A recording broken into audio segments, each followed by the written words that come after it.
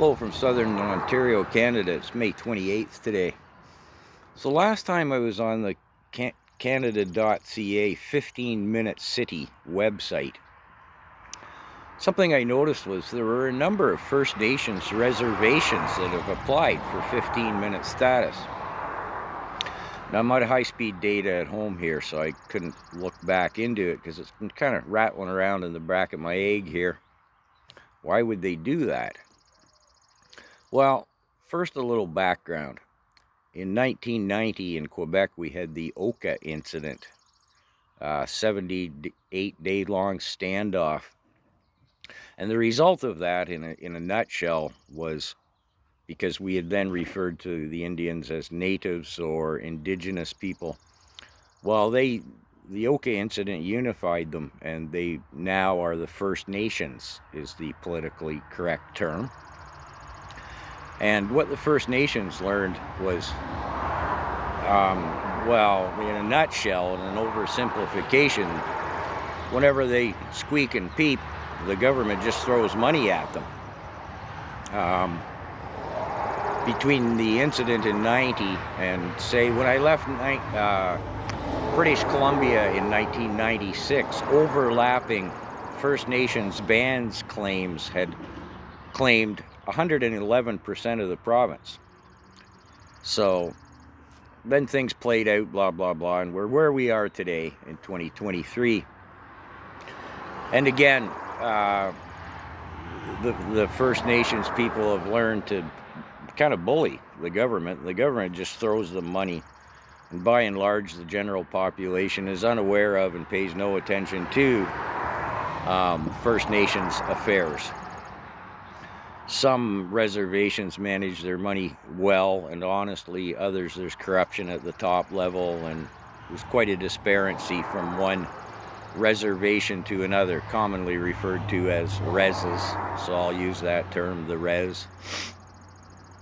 So anyways, a number of reses have applied for 15-minute status. And if you go to the Canada.ca 15-minute city website, you'll see they refer to the money as a prize. Literally, that's the word they use. It's right there, prize.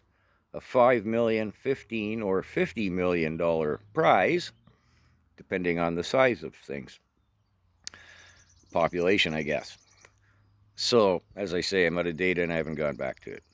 So, what stuck in my mind was, and I didn't look into it at the time, that wasn't my focus at the time.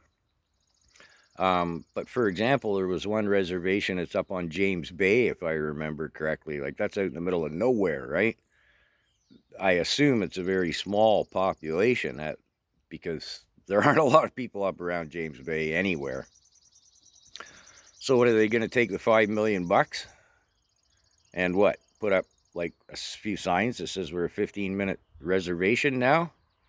Because here's the point, in part why I laid out the background of the politics between our government and the First Nations people. The reservations have their own police. Our federal or provincial or municipal police can't go on the reservation without permission. I mean, the reservations really have a lot of autonomy that is unparalleled with anything else. They also have the casinos and the illegal cigarette sales, and I see there's a reservation up here that they're selling all the smokables and edibles as well too, and I've seen one way up north where they were selling booze. I don't know if they can do that, but well, whatever. Long and short of it is, the First Nations, by and large, there's no shortage of money. If there isn't clean water on a reservation, it would be my opinion, but don't take, it's nothing beyond that, other than my opinion. If they don't have clean water, I don't think they're being managed properly, because I don't think there's a shortage of money. Anyways, that's my opinion. So, with the 15-minute city thing, okay, you can't plant trees or more than 2 trees, and chickens have to be, and Trudeau is hiring all these they're environmental police, environmental agents. forget the exact terminology, but environmental police. Well, are they going to be able to go on the reservation and make sure that the First Nations people didn't plant too many fruit trees and have too many chickens and want to feed themselves? Because that's what 15-minute cities are all about. Part of it is there'll be no gardens and no fruit trees and no chickens. I mean, next to money, or even above money, what's the biggest form of control of the population? Food. So, I know, no conclusive summation on the video here. I see I've rambled for a little while. But when I get the time, I'm going to dive back into that again. You know, $5, $15, and $50 million prizes. Last time I looked, and that had to be 3 weeks ago, there were 39 cities, and I didn't count the reservations that had applied for status. Interesting to see how all that plays out when I can get back to it.